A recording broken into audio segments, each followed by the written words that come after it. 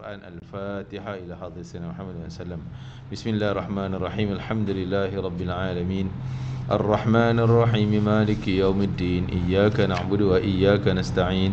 Ihdinas siratal mustaqim. Siratal ladzina an'amta 'alaihim ghairil maghdubi 'alaihim waladdallin. Amin. Muka surat 39 betul ya? Hadis yang tajuk 21, bab pada menyatakan jangan engkau putuskan hubungan orang yang pernah mempunyai hubungan baik dengan ayahmu, jika tidak nescaya dipadamkan cahaya keimananmu. Kita tengok terjemahan sebelah. Daripada Sa'ad bin Ubadah Az-Zuraqi, bahwasanya bapanya telah berkata, Ubadah Az-Zuraqi telah berkata, aku pernah duduk di dalam masjid Madinah bersama dengan Amru bin Osman. Siapa dia Amru bin Osman? Iaitu anak pada Osman bin Affan. Catat bagi penuh, Amru bin Osman bin Affan. Jadi anak pada Osman bin Affan radhiyallahu anhum ajma'in. Jadi dia duduk dengan anak Osman. Lalu datang melintasi kami Abdullah bin Salam, sahabat Nabi. Jadi Amru tu mungkin tak pastilah dia bukan sahabat Nabi lah kot. Mungkin tak sempat jumpa Nabi Muhammad SAW. Jadi dia sempat jumpa ayah dia Osman saja. Dia dikira di kalangan tabi'in. Jadi Abdullah bin Salam ni orang tua, masuk sahabat Nabi yang masih hidup waktu tu. Sayyidina Osman dah syahid dah. Sayyidina Osman dah wafat, dah syahid. Jadi Abdullah bin Salam ni merupakan seorang Yahudi, pendeta Yahudi yang dialah orang pertama Yahudi masuk Islam. Asal nama dia bukan Abdullah, tapi asalnya Hisin bin Salam. Nama dia asal. Nabi yang panggil dia kepada Abdullah setelah dia meluk agama Islam. Jadi dia ni rapat, Abdullah bin Salam dengan Sayyidina Osman bin Affan ni, dia jadi bodyguard, pengawal Sayyidina Osman zaman Sayyidina Osman jadi khalifah. Ketika Sayyidina Osman dikepung oleh pemberontak, berontak paksa Osman suruh letak jawatan khalifah, nak rampas kuasa. Sayyidina Osman ingat pesanan Nabi. Nabi pesan masa hidup dulu, Nabi pesan, wahai Osman, sabarlah engkau akan syahid setelah menghadapi ujian yang berat. Dan bila kamu menghadapi, kamu bersabar. Itu kandungan pesanan Nabi. Sabar. Dan bila orang paksa untuk kamu buka baju kebanggaanmu, jangan buka. Nabi tak kata letak jawatan. Tu Sayyidina Osman faham, buka baju kebanggaan, baju dia sebagai khalifah lah, suruh letak jawatan. Orang paksa dia, jangan, terus pegang jawatan tersebut. Maksudnya terus dengan pakaian tersebut. Jadi orang paksa suruh letak jawatan, dia tak letak jawatan kerana ingat pesanan Nabi. Jadi pengawal ketika duduk di tengah rumah, orang pemberontak keliling rumah ni, kepung ni, paksa suruh letak jawatan. Yang jadi bodyguard pada Sayyidina Osman, sahabat-sahabat setia, sahabat Nabi yang masih setia dengan Sayyidina Osman. Antaranya Abdullah bin Salam, Abu Hurairah radhiyallahu anhu, dan sahabat-sahabat yang lain yang jaga dalam rumah. Ketika tu Abdullah bin Salam dan sahabat-sahabat ni buat keluar pedang, nampak pemberontak macam nak datang makin ceroboh, dia orang keluar pedang. Sayyidina Osman nampak dia orang keluar pedang, Sayyidina Osman suruh letak pedang, simpan pedang, jangan pegang. Kami nak jaga engkau ni. Sayyidina Osman kata, kalau nak jaga aku, tolong simpan pedang. Kalau nak jaga aku, kau keluar jumpa pemberontak, bagi tahu dia orang nasihat, jangan serang. Itu cara nak selamat aku. Sebab apa Sayyidina Osman tak bagi angkat pedang? Takut orang Islam lawan orang Islam. Pemberontak walaupun berontak tapi dikira masih Islam. Jadi hadis Nabi, bila hadis Nabi sebut, kalau dua orang lelaki kedua-duanya angkat senjata dan nak bergaduh, berperang, seorang terbunuh di antara dua orang ni, mungkin seorang yang kena bunuh, maka kedua-dua dalam neraka. Sahabat tanya, Rasulullah, kalau pembunuh masuk neraka, fair lah, layak lah. Ni yang kena bunuh, dia kena bunuh masuk neraka. Rasulullah kata, yang kena bunuh tu pun datang main nak bunuh orang tu, dia kena dulu. Niat tu dah ada, niat jahat nak bunuh orang tu dah ada, Allah dah catat sebagai perbuatan jahat. Walaupun dia tak berjaya bunuh orang, dia yang kena bunuh, tapi niat jahat tu dah ada, dah tercatat dosa. Jadi dalam hal niat tak baik, ada tiga jenis, tiga kategori. Dalam niat yang baik, niat yang tak baik, tak berjaya buat ada 3 jenis, 3 kategori.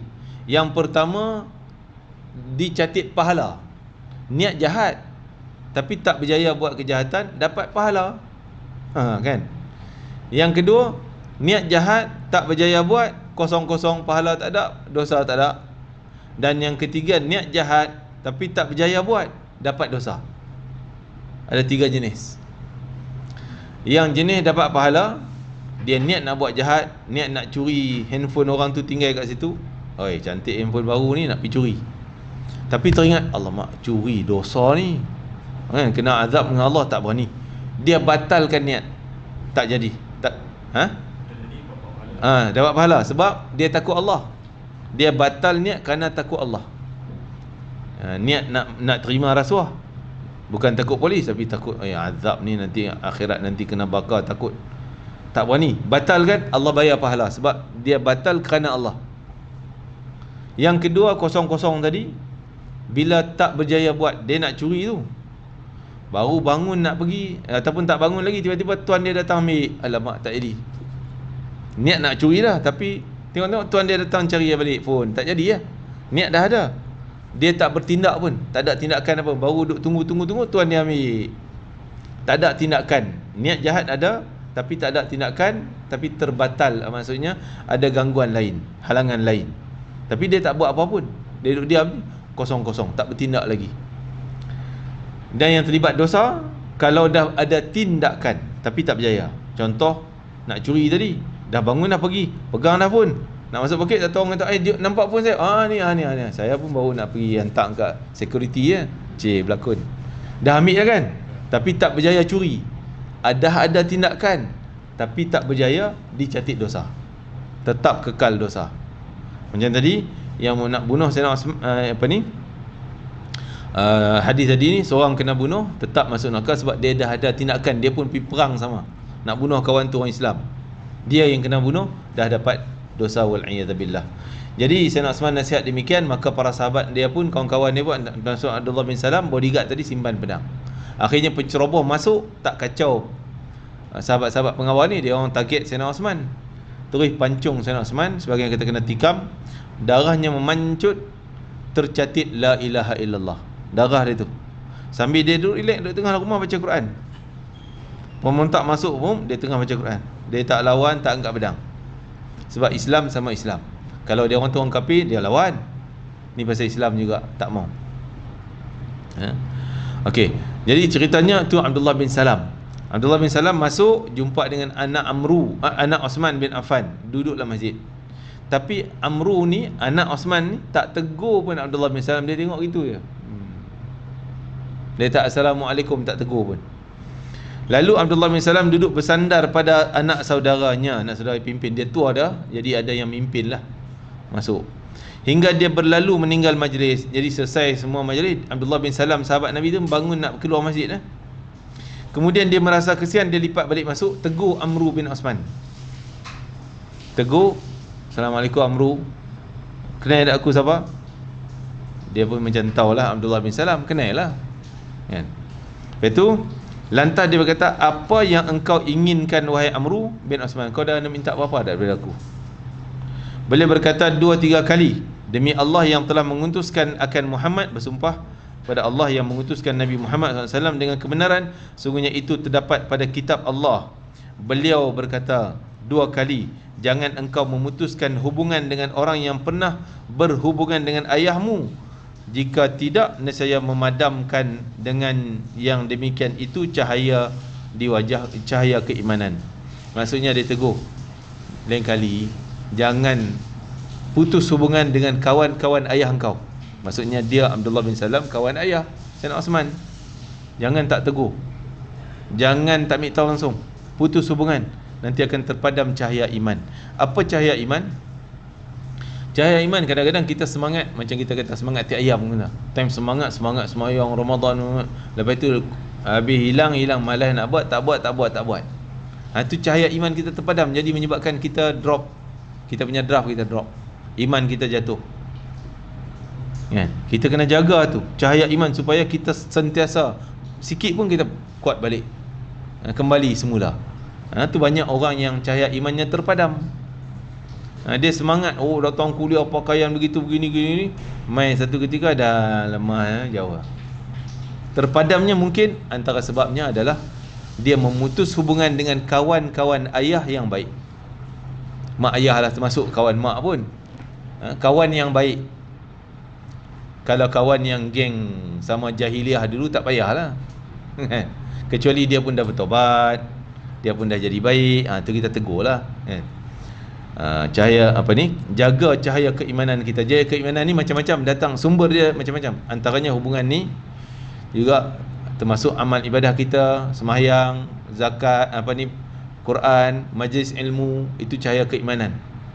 Macam kita phone lah, charge full 100%, makin drop dah tinggal 2%. Charge balik, bagi kuat balik. Begitu kehidupan kita ni perlu di-charge. Antara yang boleh merosakkan cahayanya adalah memutus hubungan dengan kawan-kawan ayah yang sangat baik, yang sama-sama jaga keimanan. Jadi gitulah kita ni. Kita kau boleh ambil tahulah sikit sebanyak, seorang, dua orang, tiga orang yang ayah kita, mak kita rapat dulu. Baik sungguh, ajak pergi kuliah, dia mai sanggup ambil kereta, kan, bawa pergi masjid, balik mai bersama-sama lah dalam kerja yang baik. Maka yang ni kita kena beri perhatian. Sekali-sekala pergi ziarah, tegur, bawa buah tangan, hadiah dan sebagainya. Jangan putus langsung, kerana berita tu sampai kepada arwah mak ayah kita, sampai, dan dia orang gembira, anak aku, kau jaga sungguh kawanku dan sebagainya, sampai berita tu. Allahu Akbar. Walaupun katalah kawan mak ayah kita yang tak Islam pun, tapi baik, bak tolong, baik, bawa kereta habis ni, baik, tak Islam pun, itu pun kita kena jaga. Jangan kata dia tak Islam, lantak lah, tak payah nak peduli dia, tak. Selagi dia baik, tetap kena jaga hubungan. Okey, seterusnya bab al-wuddi yatawarath, pada menyatakan tentang sifat sayang menyayang. Hubungan baik ni patut diwarisi, jadi harta pewaris. Kita ingat harta pewaris tu duit je ke? Tanah je ke? Kereta, harta emas perak je? Tak, bukan itu je. Hubungan mak ayah tu, kasih sayang dia orang tu pewaris, harta warisan. Kan? Kena jaga juga. Daripada Abu Bakar bin Hazam, daripada seorang lelaki datang daripada kalangan sahabat Nabi SAW, dia telah berkata, kafaituka anna Rasulullah SAW qala innal wudda yatawarath, aku cukupkan engkau bahwasanya Rasulullah SAW, maksudnya aku nak bagi tahu engkau satu benda yang kau kena pegang kuat-kuat, iaitu sungguhnya kecintaan itu adalah diwariskan, maksudnya jadi harta warisan. Jadi anak-anak kena ambil tahu siapa yang mak ayah kita sayang sungguh, dari sudut hubungan baik, hormat, Pak Haji tu, Pak Haji ni, Pak Long, Pak Ngah, apa semua, yang bukan adik-beradik. Yang adik-beradik lah memang kita tahu kan, dia bukan adik-beradik, tak ada talian keluarga, tapi dia hormat, sayang sungguh ke arah kebaikan. Yang tu patut anak-anak kena jaga. Jangan tak, tu kawan ayah, tak ada kena mengenal kami. Ada. Seperti mana kita nak kena bahagikan harta pusaka, tanah kena bahagi, harta-harta kena bahagi pada anak-anak, yang tu pun kena bahagi. Kau pun kena jaga. Time kau balik pergi ziarah lah Pak Long tu, time kau balik ziarah lah Mak Long ni dan sebagainya, kena bahagi. Bab la yusammi rajul abahu wa la yajlis, bab pada menyatakan jangan seorang menyebut ayahnya dengan nama, panggil ayah dia dengan nama ayah. Tok Man, mai jap Tok Man. Ayah nama Man, ayah saya lah kan. Okey, Tok Man mai jap. Anak panggil macam tu, ni derhaka. Jangan duduk sebelum dia duduk, dan jangan berjalan di depan dia, di hadapan. Maksud jalan tu kita duduk depan, dia duduk belakang. Ada adab rupanya. Kita main lantak dah, orang tua-tua lambat sangat, kita duduk depan kan. Allahu Akbar. Adab ni masya-Allah. Halusnya adab yang banyak benda yang kita abai. Bahwasanya Abu Hurairah radhiyallahu anhu melihat dua orang lelaki, lalu dia berkata pada salah seorang daripada keduanya, apa hubungan kau? Ni siapa ni? Tanya dua orang tu. Maka lelaki itu jawab, dia ni ayahku. Lalu Abu Hurairah radhiyallahu anhu berkata, jangan engkau panggil dia dengan namanya. Panggil nama tak boleh. Mat, Pak Jimat, kan? Jangan. Walaupun macam nak bergurau kita ni, jangan. Dia tersentak, orang tua-tua ni tersentak. Tambahlah dia dah berumur tua, dia sentak. Oh, anak aku panggil macam tu. Tu kira derhaka kalau tersentak. Walaupun dia manis je mulut. Apa ni gitu kan. Nak gurau pula. Tapi dia tersentak hati. Dalam tu yang kita kena jaga. Jangan. Panggil dengan panggilan sangat tinggi dan penghormatan. Ayah anda tu lagi bagus lah. Ayah, abah semuanya lah. Kan? Jangan engkau panggil dia dengan namanya. Jangan engkau berjalan di hadapannya. Dan jangan engkau duduk sebelum dia duduk. Bagi dia duduk dulu. Seperti mana kita hormat kalau big boss datang kan, kita membangun hormat. Lagi dia tak duduk, kita tak duduk. Dia duduk, baru kita duduk. Kita hormat dengan big boss macam tu. Lagi besar ni big boss dalam rumah kita tu. Sebab dia big boss bukan dunia aja, akhirat juga. Dia berhak perintah bagi masuk neraka aja anak aku ni. Dia berhak. Sakit hati je, habis anak tu neraka. Tak ada syurganya. Lagi besar bos dia. Lagi besar. Jadi kena jaga sungguh kedudukan mak ayah kita yang masih ada. Jangan jalan depan. Jadi mungkin dalam masyarakat ini, kata para ulama, sebahagian masyarakat contohnya, kalau dia perintah, engkau pergi dulu lah. Tak apalah. Ataupun kita minta izin. Contoh kita pergi dulu nak ambil slipper dia letak. Kita pergi dulu nak buka pintu kereta. Kita minta macam cakap pada dia minta izin. Pergi dulu mak okey lah. Jadi itulah yang disebut oleh Ustaz Abdul Samad yang Medan di Indonesia. Dia kata, jadilah mak ayah kau sebagai raja, nescaya Allah jadikan kau juga sebagai raja. Maksudnya kedudukan yang kau tinggi. Kerana kita jadikan mak ayah kita sebagai raja. Wah, taat sungguh jalan protokol sungguh dengan mak kita. Kita dengan big boss kita protokol kami. Jalan dia depan, kita belakang. Kan? Dengan mak ayah kita buat lebih kurangnya. Ini benda yang salah dalam kehidupan kita. Ya. Jadi kalau benda rasa macam tersalah ni, apapun minta maaf, settle lah. Kalau boleh pujuk hati dia untuk maafkan, selamatlah kita. Kalau tak dapat nak pujuk hati dia, dia terguris simpan. Orang tua-tua ni payah kadang-kadang dia simpan. Mulut cakap manis, tak apalah, tak apa, janganlah, tak payahlah, kau baliklah pergi kat mak suami isteri kau. Tak apa. Tapi geram sakit kan dalam. Ui, anak aku ni. tak apa punya pasal. Kita kena pandai-pandai lah. Korek apa yang dia simpan dalam tu kan. Memujuknya dan sebagainya. Jadi kadang-kadang kita tersilap, minta maaf. Hal yukanni abahu, menyatakan boleh tak kita menyebut ayah dengan kunyah. Tadi tak boleh panggil nama dia. Man, contohnya lah Man kan, Ya ke Pak Ya ke, tak boleh. Jadi kalau panggilan dengan kunyah boleh. Apa kunyah? Kunyah ni jarang dalam masyarakat kita. Cuma kita kunyah orang Kedah adalah orang Kedah, Pak Long, Pak Ngah, apa je lah panggilan ni kan. Pak Ci, tu kira kunyah. Nama yang dipanggil, gelaran, nama yang dipanggil. Dia bukan gelaran tau. Kalau gelaran ni, gelaran lah. Dia hitam, kita pergi kebau kat dia, itu gelaran kan. Jadi yang kunyah ni macam tadilah, Pak Long, Pak Ngah, Pak semuanya. Jadi boleh tak kita panggil dengan nama kunyah, bukan nama sebenar dia. Daripada Syahar bin Haushab, kharajna ma'a Ibnu Umar, kami keluar ikut jalan sama dengan Abdullah bin Umar radhiyallahu anhuma. Abdullah bin Umar anak Umar Khattab. Faqala lahu Salim ni anak Abdullah bin Umar, cucu Umar Al-Khattab, cucu pada Sayyidina Umar Al-Khattab, nama Salim bin Abdullah bin Umar bin Al-Khattab, Umar Khattab. Jadi Salim cucu Sayyidina Umar, anak Abdullah. Jadi Salim ni panggil ayah dia dengan Ya Aba Abdurrahman. Ayah dia nama Abdullah. Nama kunyah yang jenis ada Abu dalam bahasa Arab, Abu Abdullah. Rasulullah apa kunyahnya? Siapa ingat? Ni soalan kuis ni. Hadiah nanti sponsor dekat restoran, bayar sendiri. Dia kunyah Nabi Abul Qasim, Abu Qasim, bapa Qasim. Anak Nabi salah seorangnya nama Qasim. Contoh saya Azian bin Man, tapi Facebook saya orang nak cari, ustaz tak ada Facebook ke? Dah, ustaz kena ada Facebook. Mana Facebook ustaz tak ada pun. Cari Azian tak jumpa orang lain kata. Facebook saya Abu Salim bin Man. Ustaz ada berapa nama? Kan? Abu Salim tu kunyah lah. Saya ada anak nama Salim. Jadi Abu Salim, bapa Salim, tu kunyah. Nabi seronok gembira bila panggil Abu Qasim. Banyakkan orang tak Islam gelar Nabi, panggil Nabi dengan Abu Qasim, tu kunyah. Abu Bakar bukan nama dia. Abu Bakar tu kunyah lah. Abu Bakar, bapa pada anak dara. Ya. Nama dia Abdul Rahman.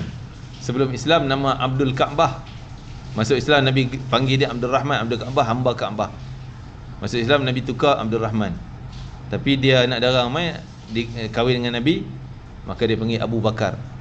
Dia gelar diri dengan Abu Bakar. Bapa. Ada orang panggil. Begitu jugalah Imam Bukhari, pengarang kitab kita ni, apa kunyah dia? Nama dia Muhammad. Imam Bukhari ni. Kunyah dia adalah Abu Abdillah. Dia ada anak nama Abdullah, dia sebagai bapa Abdullah, Abu Abdullah. Muhammad Al-Bukhari itu main mana? Bukhari itu nama negara kelahiran dia Bukhara. Itu dia panggil nisbah. Kita tak ada, tak guna semua tu. Nisbah kita tak guna, kunyah pun jarang guna. Kan? Gelaran, gelaran laqab lain pula. Gelaran jangan digelar dengan gelaran yang tak baik. Jadi boleh panggil ayah kita, contoh kalau kemelayuan macam mana cara Melayu, panggil Pak Long. Memang kampung kita duk panggil ayah kita Pak Long. Kita pun panggil Pak Long, Pak Long, bangun Pak Long, sembahyang Pak Long. Kita tak panggil nama dia, boleh. Itu taklah dikira derhaka. Tapi panggil nama dia, itu kasar sangat. Ya. Jadi bapa pada Abdullah tadi, anak pada Abdullah Salim, dia panggil ayah dia dengan Abu Abdul Rahman.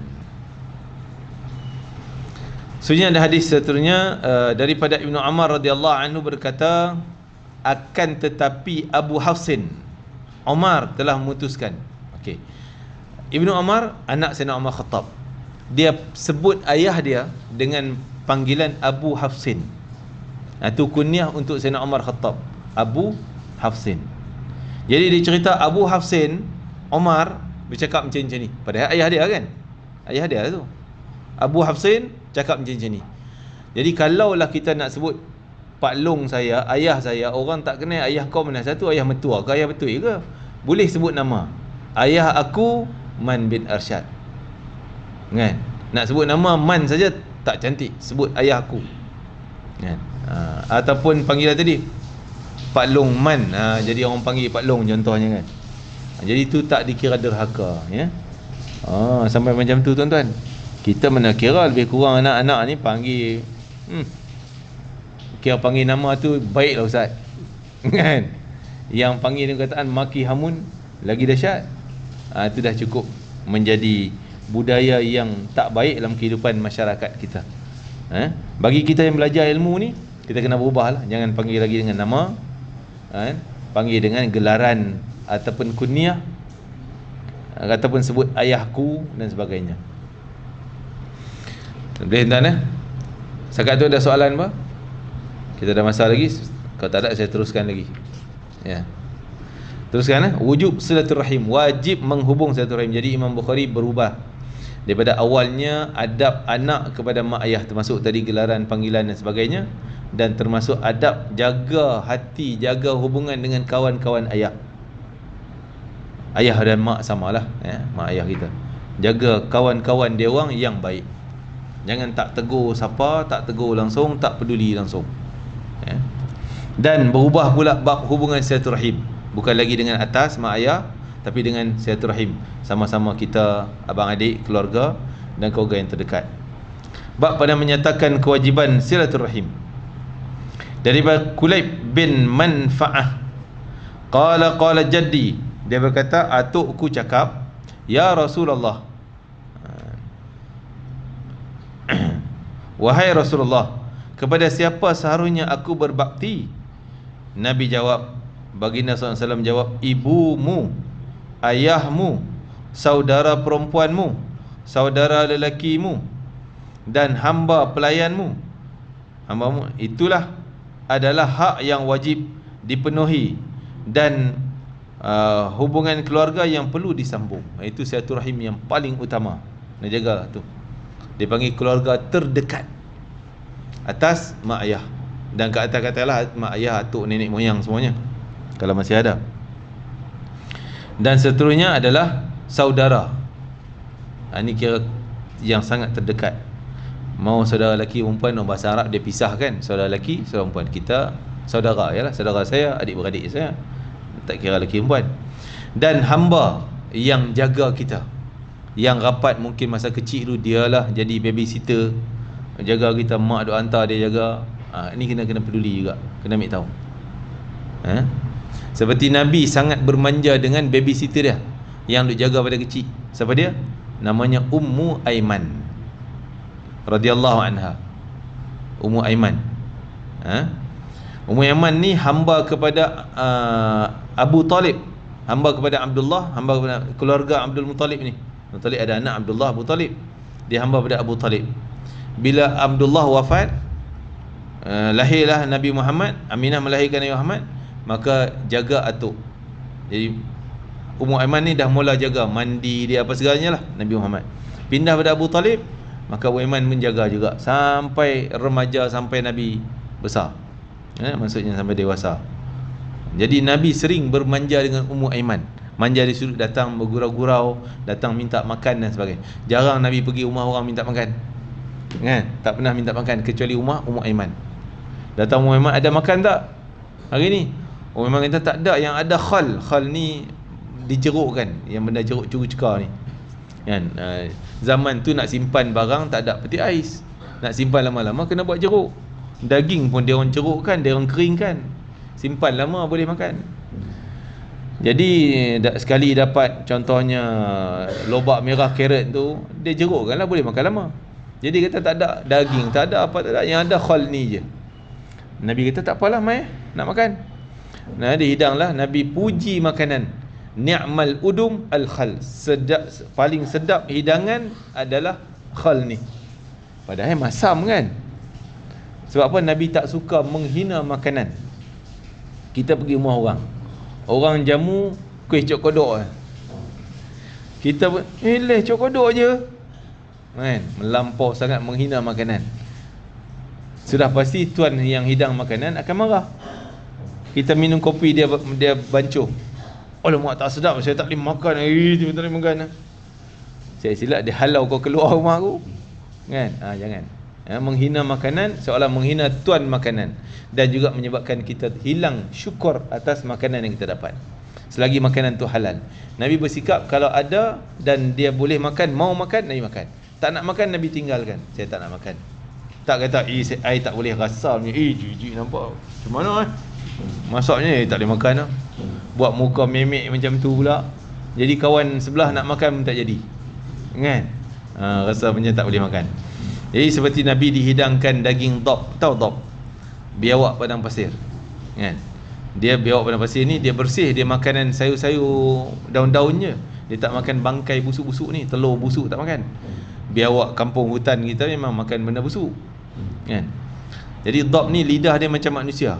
Dia bukan lidah bercabang halus macam biawak sini, lidah macam orang, kan? Dia tak memang dia hidup dalam lubang, tapi makanan dia makanan bersih, halal kita makan dab tu. Dihidang depan Nabi, Nabi tanya, daging apa ni? Daging dab ya Rasulullah. Tak apa, kamu makanlah. Nabi suruh sahabat makan, dia tak nak makan. Sebab Nabi memang tak sukalah nak makan, tak minat benda tu. Nabi tak hina, tak kata tak boleh makan geli ya, kan? Sebut macam tu tak boleh. Itu menghina makanan.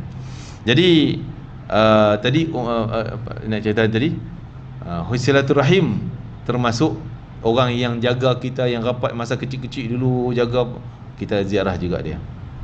Maksud jaga hubungan keluarga dengan dia. Itu adalah hak. Maksud hak ni benda wajib.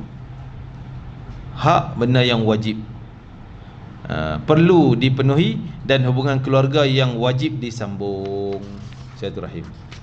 Hadis seterusnya daripada Sayyidina Abu Hurairah radhiyallahu anhu, dia telah berkata, tatkala turun ayat ini, Mana ayat wa anzir ashiratakal aqrabin.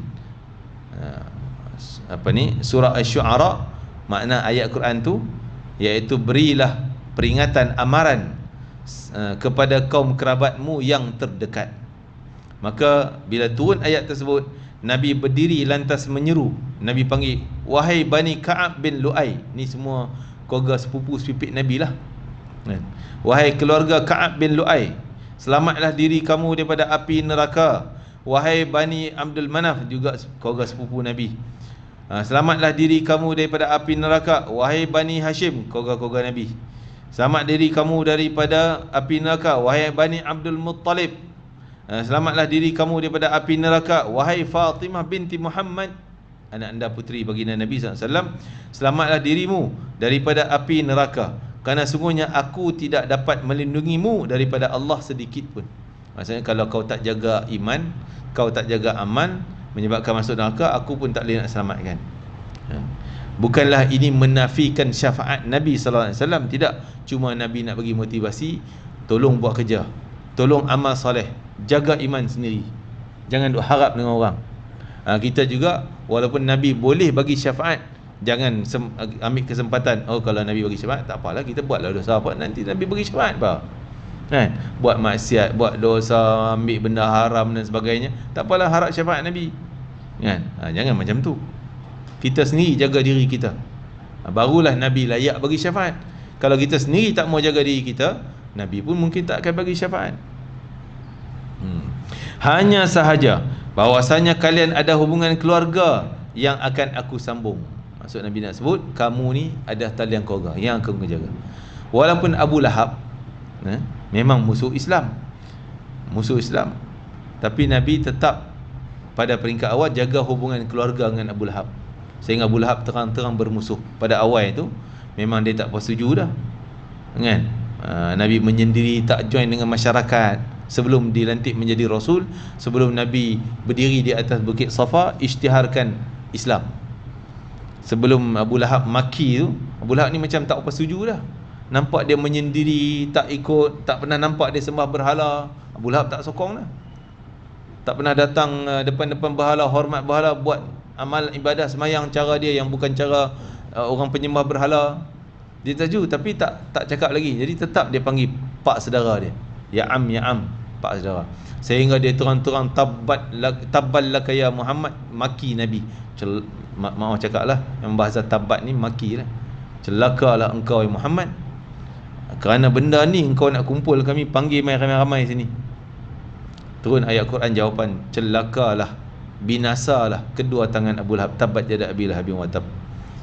Jadi sejak tu barulah terang-terang Nabi bermusuh dengan Abu Lahab sampailah dalam peperangan. Jadi kita kena jaga hubungan keluarga yang terdekat. Adapun silaturahim dengan keluarga yang jauh kena jaga juga, tapi utamakan yang terdekat. Siapa terdekat tadi? Yang atas kita, yang selevel saudara-saudara kita, termasuk anak dia orang, anak saudara kita, dan orang yang rapat dengan kita semenjak kecil, yang jaga kepentingan kita dulu. Yang ni kita kena ambil tahu juga, jadi tu kira keluarga terdekat. Adapun keluarga jauh, lebih jauh lah, 2 pupu, 3 pupu, kan, dan sebagainya. Itu keluarga juga tapi jauh.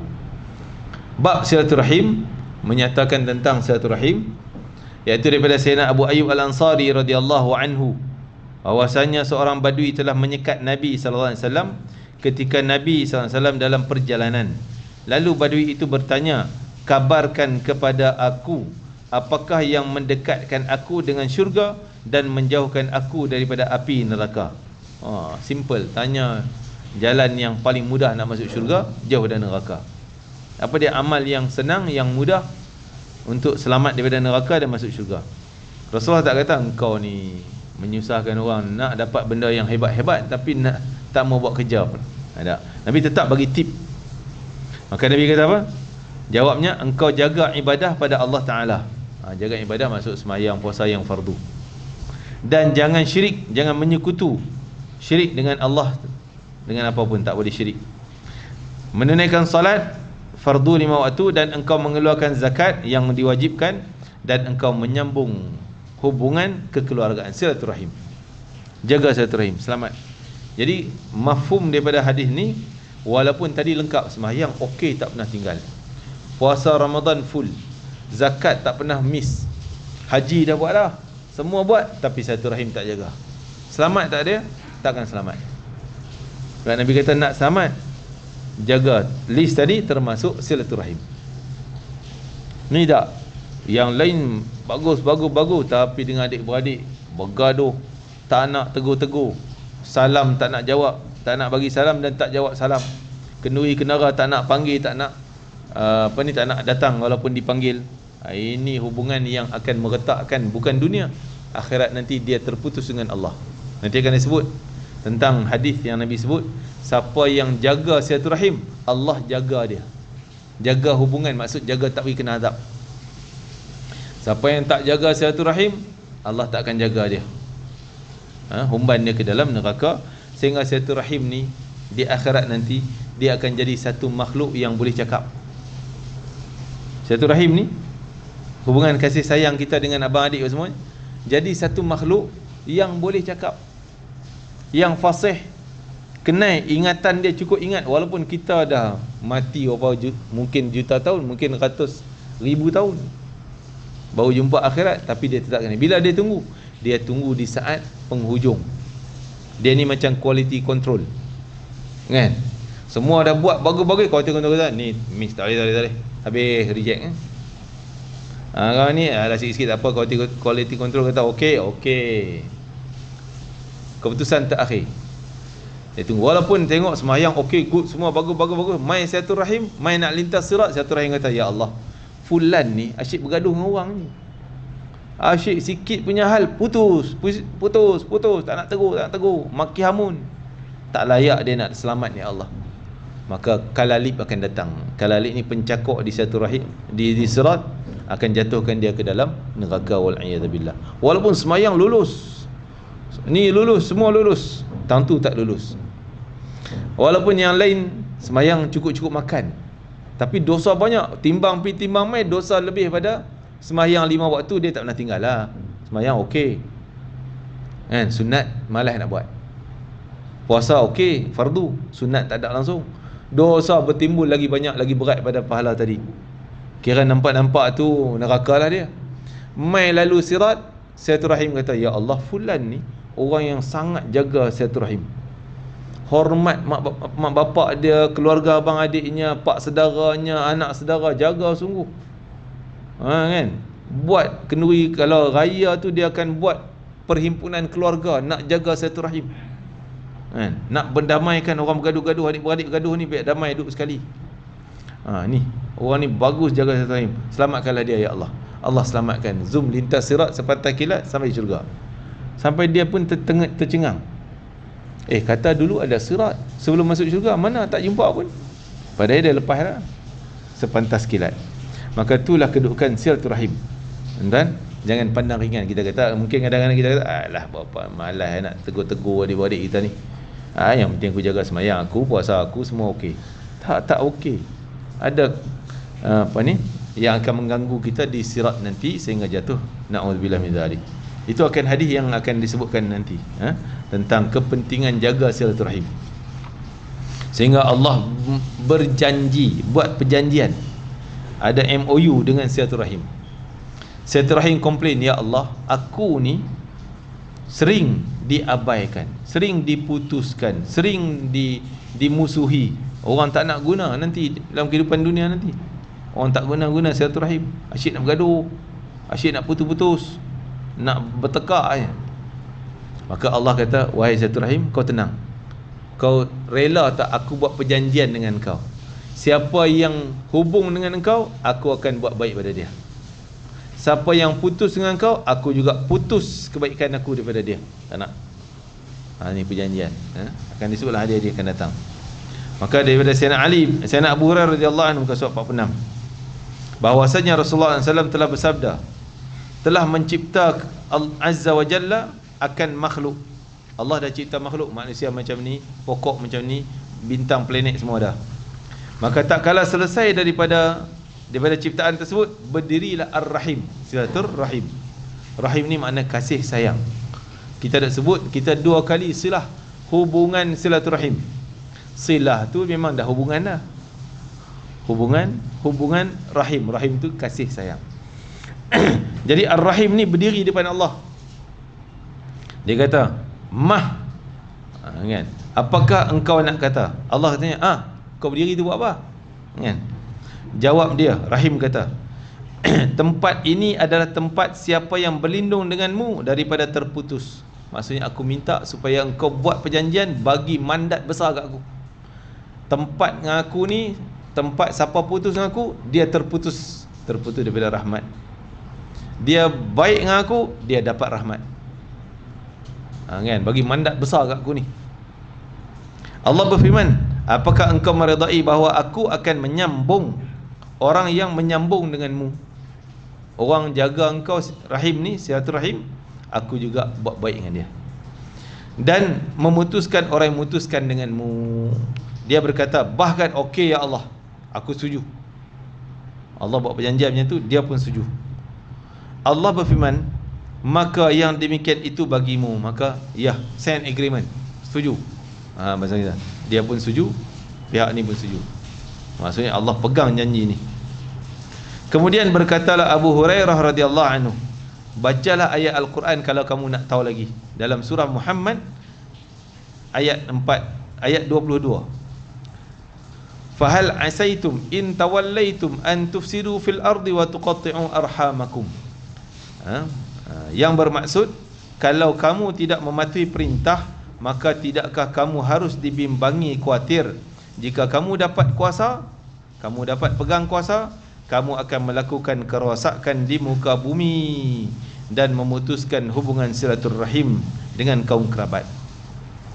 Sebenarnya ada ayat sambungan ni, ulaikal ladzina la'anahumullah. Allah sebut orang ni lah orang yang kena laknat Allah. Sebab apa Allah kaitkan ada kuasa, putus silaturahim dengan orang lain. Manusia menyentuh perangai dia. Sebelum tak ada apa-apa, Pak Haji, nak PRU kan, semua tegur. Masalah apa dia ke depan sampai. Habis masalah apa? Nanti kan? Tak jaga silaturahim. Selalunya manusia macam tu. Sebelum ada kuasa, dia jaga sungguh hubungan. Dah ada kekuatan, ada kuasa, ada dia kedudukan dan sebagainya, tak peduli pada adik-beradik dah. Maka Allah sifatkan orang macam ni kena laknat Allah. Kan? Dilaknat oleh Allah Azza wa Jalla. Ulaikal ladzina la'anahumullah. Maka kita duduk di mana kedudukan pun, kita tetap pijak bumi. Maksudnya merendahkan diri kita dan tetap berhubungan baik dengan keluarga kita yang terdekat dan menghormati hubungan silaturahim. Jangan putus-putus silaturahim. Jadi bab silaturahim ni akan dicerita nanti detail. Yang dikira menghubung silaturahim adalah yang dah terputus. Jangan kita kata, tak apa Ustaz, saya yang tu je saya tak tegur, tapi saya dengan kawan-kawan, pejabat, office mate semua, saya baik, kita tegur silaturahim. Ya betul, tapi yang paling diutamakan Allah nak ambil kira yang tu, yang keluarga terdekat yang dah putus. Kata Nabi, bukan dikira menghubung silaturahim kalaulah dia datang wish birthday, bagi hadiah. Esok birthday kawan tu kita balas balik, nah birthday balik. Itu bukan menghubung silaturahim. Yang menghubung silaturahim adalah yang dah bergaduh, dah putus dah. Dia tak nak tegur masam muka dengan kita dah. Kita panggil pun tak datang, dia pun tak nak panggil kita pergi kenduri dia. Yang ni kita pergi hubung balik, baru nama hubung silaturahim. Habis tu yang tadi kan, dia bagi hadiah, kita bagi hadiah, yang tu mengekalkan silaturahim, tetap pahala. Tapi yang menjadi syafaat kita nanti yang ni. Yang dah terputus ni, yang tu kita sanggup tebal muka pergi, Haji, Assalamualaikum. Dia tak panggil, tak jemput kita, kan?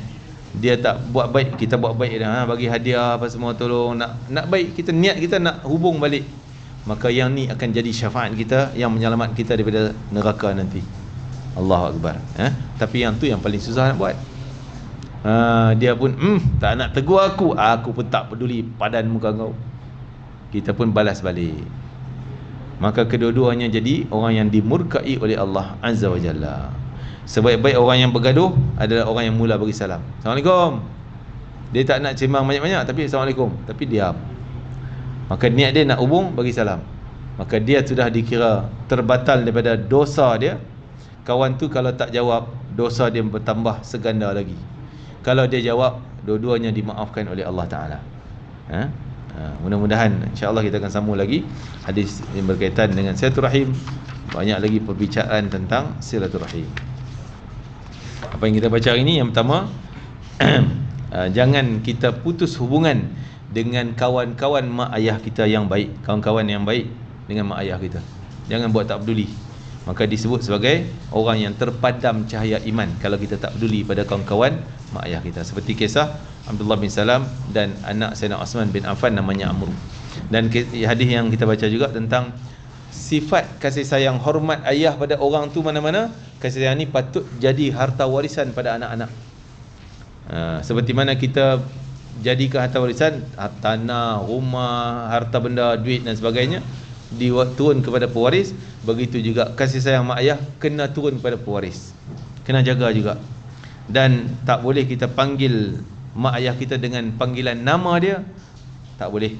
Dan sebaiknya jangan duduk sebelum dia duduk, tanda hormat dia. Dan jangan jalan depan dia sebagai penghormatan kepada mereka. Dan boleh panggil dengan panggilan kunyah, yang bahasa Arab disebut Abu, yang awalnya nama Abu Abdullah, Abu Hafsin dan sebagainya. Itu boleh. Ataupun bahasa Melayu kita Pak Long, Pak Ngah, kan? Itu boleh. Dan wajib menjaga silaturahim. Dan tentang silaturahim tadi akan menjadi penyebab orang tu syurga maupun neraka, penentu. Wallahu alam. Mudah-mudahan kita akan ambil manfaatnya. Rabbana taqabbal minna innaka antas samiul alim wa tub alaina innaka antat tawwabur rahim waqtina bil husna wa anta radin 'anna fi khairin wa lutfin wa 'afiyatin bi rahmatika ya arhamar rahimin. Rabbana asrif 'anna 'adzab jahannam inna 'adzabaha kana gharama inna sa'at mustaqarra muqama. Wa sallallahu ala sayyidina Muhammad wa ala alihi wa sallam. Walhamdulillahi rabbil alamin. Taqabbalallahu minkum. Assalamualaikum warahmatullahi wabarakatuh.